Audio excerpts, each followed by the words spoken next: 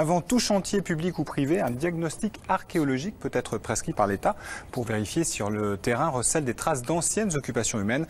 Et à Bourges, des fouilles ont duré plus de 6 mois et ont mis à jour des centaines de squelettes. Alors, l'absence d'analyse biologique difficile de déterminer la cause de ces décès, mais l'hypothèse d'une épidémie de peste est évoquée. Voyez ce reportage, Mélanie Morin, Benoît Lordelot et Carole Sabotka. Des corps mystérieux, découverts par les archéologues en plein cœur de la ville de Bourges. Qui sont-ils? Hommes, femmes, enfants. Plus de 500 individus entassés dans les sépultures de ce chantier hors norme. Le caractère exceptionnel de la fouille, là, c'est qu'elle livre des sépultures multiples, c'est-à-dire des sépultures dans lesquelles on a inhumé plusieurs individus en même temps, ici de 2 à 10, et ça correspond la plupart du temps à des épisodes épidémiques ou pandémiques, et on inhume donc tout le monde très vite ensemble. Des corps enterrés dans l'urgence dont les archéologues vont devoir percer les secrets. Quelques indices à fleur de la terre, on estime que les individus les plus anciens datent du Xe siècle. Depuis 6 mois, ces spécialistes mènent l'enquête. On a une fosse qui est creusée probablement à l'avance parce qu'on sait qu'on va avoir un grand nombre de décès qui vont arriver et que peut-être ce nombre de décès qui est prévu dépasse l'attente. Et donc on a ici un premier individu qui est mis vraiment sur le bord de la paroi, donc on voit qu'il est un petit peu en appui sur cette paroi, et un deuxième individu qui rentre dans la fosse mais qui ne devait pas être assez large pour accueillir les deux en même temps, et donc on a cet individu qui est mis sur le côté et qui vient progressivement se réappuyer sur le premier occupant. Les archéologues scrutent la terre dans ses moindres détails pour tenter de comprendre l'organisation de ces nombreuses sépultures et leurs liens présumés avec des épidémies de peste. En parallèle, aux archives municipales de Bourges, les historiens déterrent eux aussi de précieux indices dans des documents d'époque.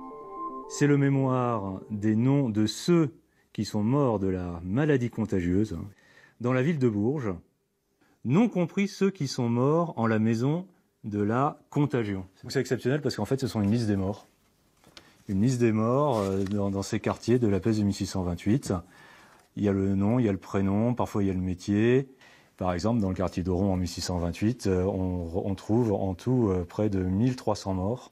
Des morts dans leur maison, dans leur domicile. Et on ne prend pas du tout en compte le Sanitas, c'est-à-dire l'hôpital spécial pour les pestes. Selon les premiers calculs de ce spécialiste, à Bourges, 5 à 6 000 personnes auraient succombé à la grande épidémie de peste de 1628. Pour faire face et limiter la propagation de la maladie, la municipalité se mobilise, comme en témoigne un autre document exceptionnel.